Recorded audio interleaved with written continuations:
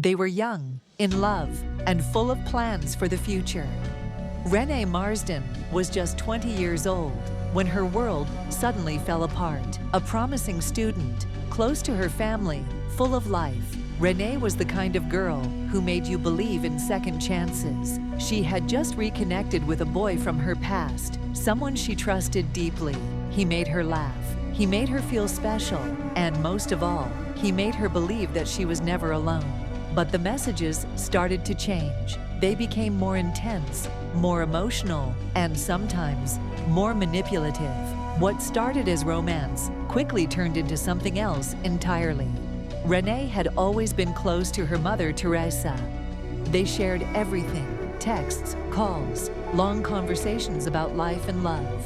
So when Teresa noticed a shift in Renae's mood, she grew concerned. Her daughter, once bubbly and open, was suddenly withdrawn. She spent hours on her phone, lost in conversation with someone Teresa had never met. The man's name was Braden.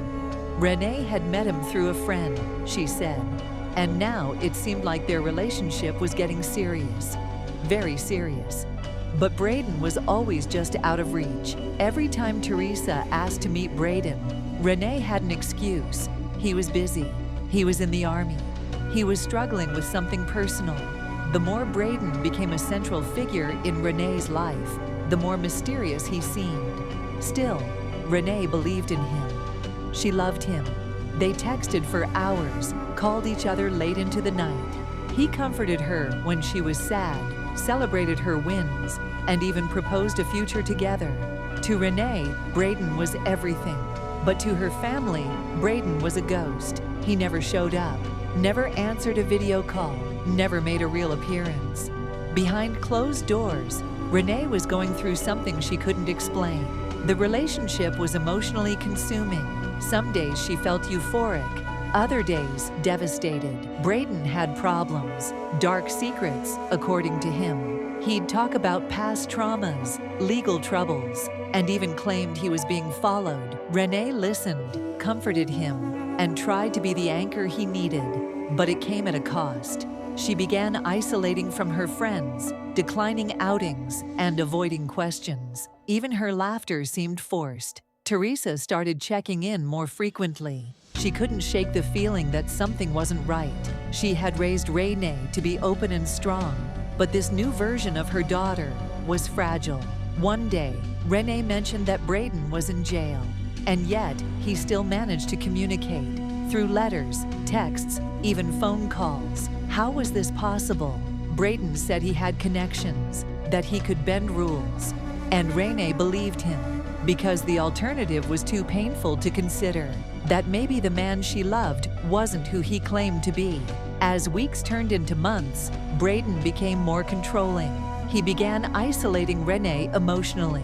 He convinced her that the world was against them. Her mother, her friends, they didn't understand. He warned her about trusting others, especially her own family. Renae's self-esteem began to crumble. She started doubting herself, her reality, and the people around her. And Braden, he was always there to catch her when she fell, or so it seemed. Then came the day Renae made a decision that shocked everyone. She seemed calmer than usual. She wrote a heartfelt note to her parents, thanking them for everything. She asked for forgiveness, though she hadn't done anything wrong. She said she loved them. And then she was gone, vanished without a trace, leaving only questions behind. No one saw it coming, and what came next left an entire country speechless. But the truth was far more chilling than anyone could have imagined. After Renae's death, her parents pored over her phone records in search of clarity, only to discover that every message, every text sentiment had come from the same untraceable number. The number Renae believed belonged to her prison-bound boyfriend. Didn't. It was unregistered, and yet it had controlled her world. That discovery cracked open a hidden nightmare. Who or what was Braden Spiteri? As police investigations unfolded, the truth emerged in fragments that sounded more like a psychological thriller than real life. Braden Spiteri, Renae's 18-month boyfriend whom she planned to marry, was never real. He was a fabricated persona, a digital illusion, and the person who created him, maintained every message, every call, every confession, was Renae's closest friend. The one person she trusted implicitly was behind the whole deception. That person was Camilla Zaydan, Renae's longtime best friend since school. Camilla had constructed Braden from scratch, the photos, the stories, the voice. For nearly 2 years, she orchestrated every emotional interaction Renae experienced with the phantom boyfriend. Every text message, every Facebook post, all the emotional highs and lows came from Camilla, masquerading as Braden. She had not just betrayed her friend, she had hijacked her mind and heart. Camilla's motivations were as difficult to comprehend as her actions were cruel. Some described it as jealous obsession. Others pointed to emotional dependency twisted into possession. Whatever the reason, Camilla used the Braden illusion to exert control. She manipulated Renae's emotions until the young woman's life became entwined with a fantasy carefully crafted for one purpose: to dominate and isolate.